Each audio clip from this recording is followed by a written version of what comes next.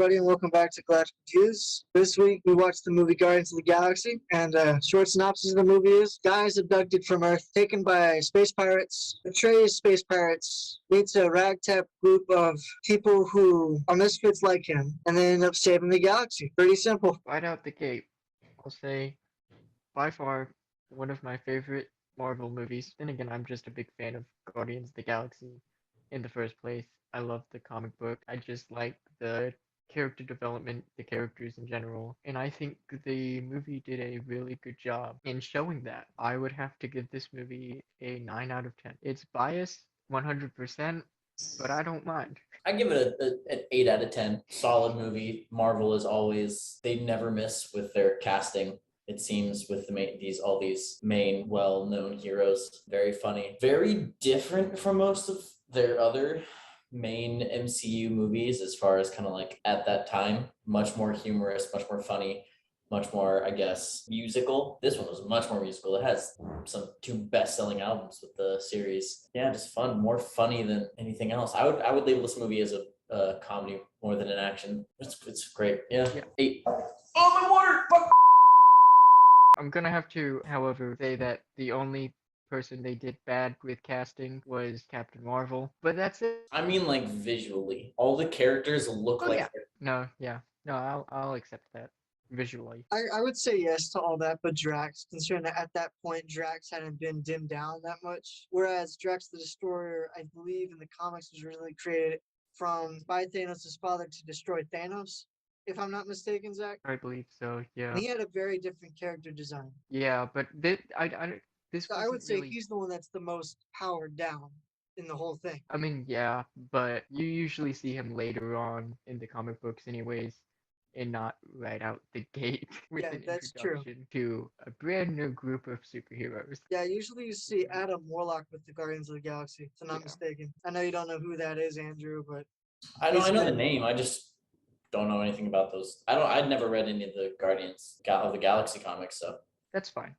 Honestly, one of my favorite. It is an odd squad group like in this movie, except it's got a lot more, depending on which variation you go to. Gamora is in it. Sometimes she's not. Usually I believe sometimes it's Quasar, I believe is the female that's sometimes in it as well. All the teams vary. Like I think at one point Agent Venom was a part of the Guardians of the Galaxy in the comics. Honestly, Guardians of the Galaxy is one of those teams that has had pretty much any other superhero join it temporarily, kind of like the Fantastic Four has. I'm gonna give this movie, like Zach did, a 9 out of 10. I think this is truly when Marvel hit its storytelling peak, where it wasn't doing a verbatim outline printout of what they wanted every Marvel movie to do. This one was really good. Great casting, great cinematography, CGI was good, storytelling was great. I really have no complaints about this movie. So it's one of my favorite Marvel MCU movies. 100%. It's just a beautiful,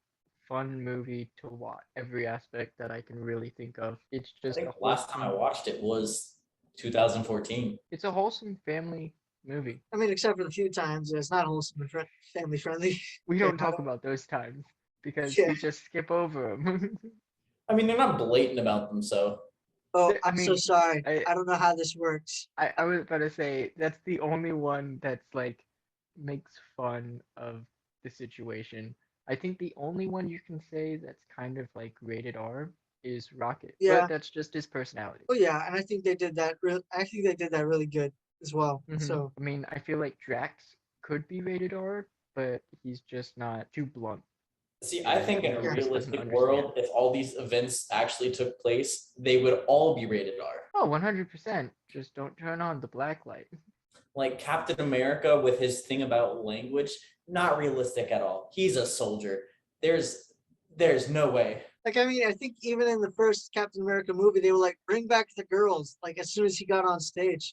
So I mean, no, 100%. No, that was definitely a scene of it. Yeah. But that's not language. That's completely different. I mean, Superman. I was having hold on. I was having a conversation with one of my coworkers, and he's like, "Just cut you off right there." Yeah. No, bad guy from Kingsman, you don't get a chance to speak. Sorry, go ahead, Zach. Before you cut me off. No, that's fine. No, I was having a conversation with a coworker, and he's like, "Yeah, I thought Captain America and Black Widow would have gotten together," but I'm like, No, you got to think of like how Steve Rogers was raised in the time era. Usually they find a partner, and then 95% of the time they don't leave said partner. They usually stay together. So it would just be out of character, especially since he's supposed to be a very, I can't think of the right word. I mean, I would argue more that it's less about Cap and more the fact that they were clearly setting up Natasha and Bruce. Well, it's that, I mean, that I just, it to me, them doing that just kind of, I understand the Incredible Hulk movie isn't technically a part of that franchise. Technically, But it is because it is in a what if. exactly, they make reference to it, but it's Yeah, not I technically don't part of get. it. So they go back and forth with it. And because of that, I'm like, I just don't get the whole Bruce and Natasha because Bruce already has what's her name? Betty Ross. Yeah. You have more than one girlfriend in your life. I mean, yes, but I'm pretty sure he was planning to propose to Betty Ross. Yeah, that actor was. That Hulk was. Not the Yes, retcon but Hulk. yeah, but they already said that they Oh, got they a new kind of Hulk already said. because he was under Yeah, contract. The other one was under contract with a different movie. So they already said it's pretty much a tie-in from that movie. and But also they they like said it in the what if that that's essentially the same Hulk, which is very disappointing because Ed Norton did a because I'm pretty phenomenal sure job. Nick Fury brings up like some of the incidents from that movie when he first meets Bruce Banner. That's a good movie. That is a good I movie. mean, it is. That is probably one of the best Hulk movies. Then again, there's not that many out there, but you know, All right, but I back to do Guardians not of the know. Galaxy. Yeah, So, when are they gonna fight Hulk? Yeah, the real question. well, I don't think they get a chance anymore. What are you talking about? Mark They can Ruffalo's time starting to. travel. Mark Ruffalo's starting to get up there in age. That and honestly, I don't know if they want Mark Ruffalo back. Or at least they just won't hand him a script. Back to Guardians of the Galaxy. So, yeah, if you haven't watched this movie, I don't know why you haven't. It's been 7 years. No, 8 years actually. Yeah, 8 years. And So, honestly, in my opinion, one of the best if not the Marvel best. movies. I would rate it as the best personally. Ragnarok, very close. I cannot wait for Love and Thunder. Oh, that's gonna be so good. Yeah, I hope it's not a disappointment.